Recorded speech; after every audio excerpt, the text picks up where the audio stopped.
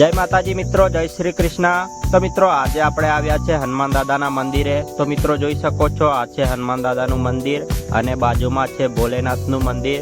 તો ચલો મિત્રો સાથે મળીને હનુમાન દાદાના દર્શન કરીએ અને ધન્યતા અનુભવીએ। તો મિત્રો વિડીયોના માધ્યમથી દર્શન કરી લેજો હનુમાન દાદાના।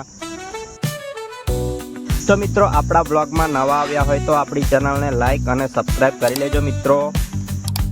તો મિત્રો સવારનો નજારો અને આ પક્ષીઓને જોઈને ખરેખર મિત્રો દિલ ખુશ થઈ ગયું।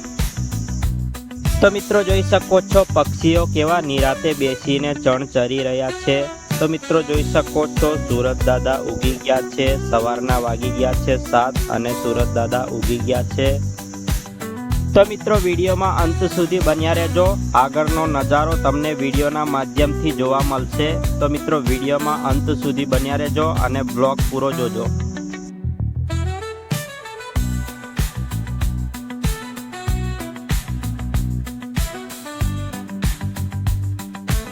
તો મિત્રો જોઈ શકો છો આ છે સરસ મજાનું ગાર્ડન। તો મિત્રો જોઈ શકો છો વિડીયોના માધ્યમથી અહીંનો નજારો કેટલો સુંદર લાગી રહ્યો છે।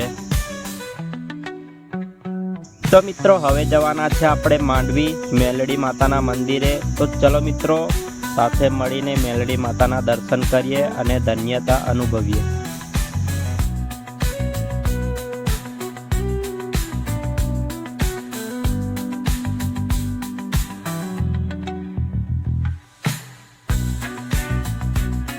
તો ફાઇનલી મિત્રો આપણે આવી ગયા છે માંડવી મેલડી માતાના મંદિરે। તો ચલો મિત્રો સાથે મળીને દર્શન કરીએ મેલડી માતાના અને ધન્યતા અનુભવીએ।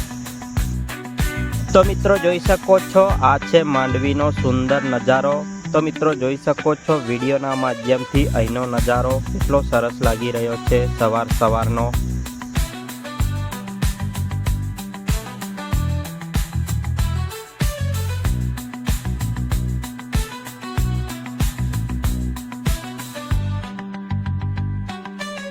તો મિત્રો વિડીયોના માધ્યમથી મેલડી માતાના દર્શન કરી લેજો મિત્રો। તો મિત્રો જોઈ શકો છો આ છે મેલડી માની સુંદર પ્રતિમા। તો મિત્રો જોઈ શકો છો આ છે મેલડી માના ભાવિ ભક્તો જે દર્શન કરવા માટે આવેલા છે। તો મિત્રો જોઈ શકો છો વિડીયોના માધ્યમથી। તો મિત્રો આશા કરું છું આપણો આ બ્લોગ તમને પસંદ આવ્યો હશે। તો મિત્રો આવા નવા બ્લોગ જોવા માટે આપણી ચેનલને લાઈક અને સબસ્ક્રાઈબ કરી લેજો મિત્રો અને બેલ આઇકોનને પ્રેસ કરી દેજો અને ફેસબુકમાં જોતા હોય તો ફોલો કરી લેજો મિત્રો। તો મિત્રો મળીએ છીએ બીજા બ્લોગ સાથે। જય માતાજી, જય શ્રી કૃષ્ણ, જય મેલડીમાં।